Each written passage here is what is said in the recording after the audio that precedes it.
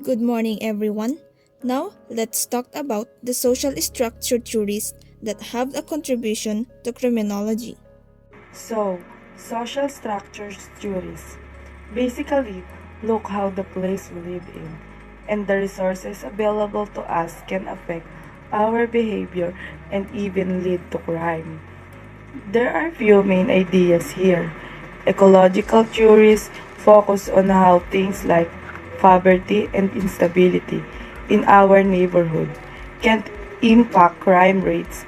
Social ecology theories say that communities with weak ties and limited resources are more likely to have higher crime rates. Then, there's strange theory, which is about the frustration people feels when they can achieve their goal in a fear. This can push some people, especially those in a lower social classes, toward criminal behavior. Within these theories, we also look two main perspectives, structural and individual. The structural perspective look how social inequality and limited opportunities can create strain. The individual perspective think about how individual perspective experience this strain. This all about how our environment and our circumstances can affect the choices we make.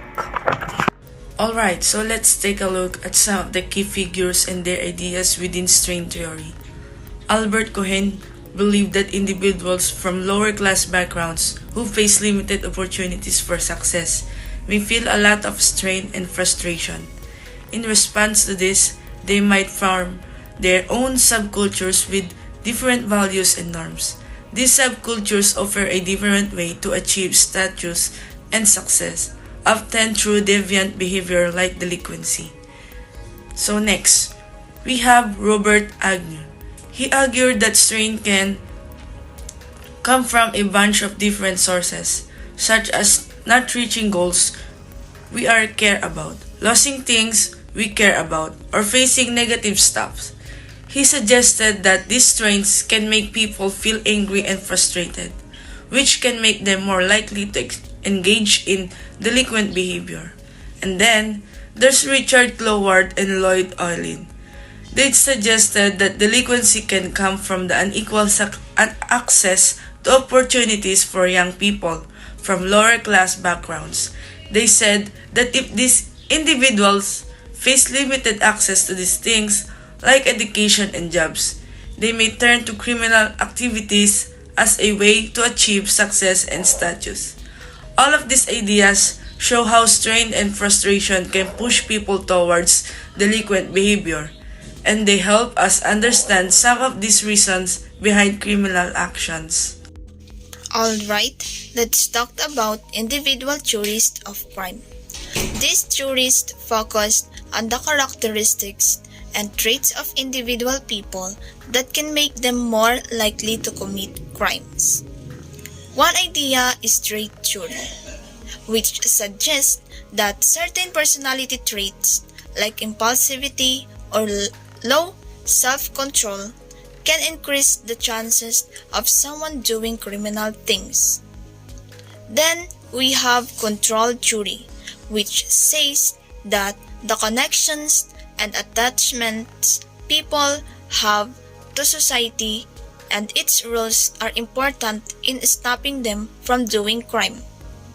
Travis Hertie, a big name in this area, came up with four main characteristics that affect whether someone might do criminal stuff.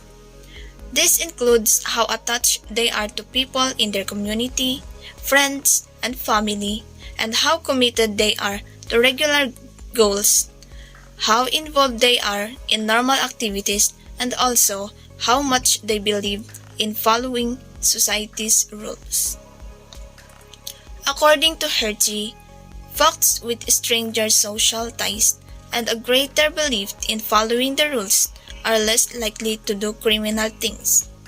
These theories really help to look into why some people might lean toward criminal behavior and what factors might prevent them from doing so. Alright, let's dive into the 4 types of control and a couple more theories within the social structure perspective. 4 types of control. First off, we have direct control, by which punishment is threatened or applied for wrongful behavior, and compliance is rewarded by parents, family, and authority figures. This type of control uses clear rules, regulations, and punishments to keep people from doing bad stuff. Parents, family members, and other authority figures enforce these rules and might reward folks for following them. The threat or punishment can stop people from getting into trouble. Then, we have indirect control, by which a youth refrains from delinquency through the conscience or superego. This type works through an individual's internal sense of right and wrong, which guides their behavior. This sense of morality makes people not want to do bad things because they feel guilty or ashamed. Next up is internal control, by identification with those who influence behavior, say because his or her delinquent act might cause pain and disappointment to parents and others with whom he or she has close relationships, which comes from a person's connections and attachment to others, like their parents or close relationships. The fear of letting these people down can stop someone from doing bad stuff. Finally, we have control through needs satisfaction. If all an individual's needs are met, there is no point in criminal activity. This idea says that when people get what they need like security, belonging, and respect through the right channels, they're less likely to do bad things. These types of controls all work together to shape how people behave and what's seen as normal in society. Moving on to some other theories. We have Drip Theory by David Matza. This suggests that people have the freedom to choose whether to do bad stuff. They use techniques of neutralization to kind of ignore normal rules and make excuses for their actions, which shows that they have the power to make choices. And then, there's Routine Activity Theory by Lawrence Cohen and Marcus Pelson, which looks at how crime opportunities happen when motivated offenders, suitable targets, and the absence of guardians come together. All these theories give us a look at different factors that sway people towards criminal behavior and help keep us thinking about what stops crime from happening. Okay, let's talk about the elements of crime opportunity and a theory called anomia theory. First, the elements of crime opportunity came from theory by Marcus Pelson and Lawrence Cohen. They say that crime to happen, you need 3 things. 1. A motivated offender. This is someone who wants to do a crime.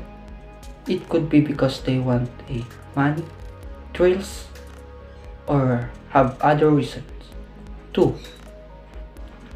It's suitable target or victim. This is someone or something that the offender sees as an easy target.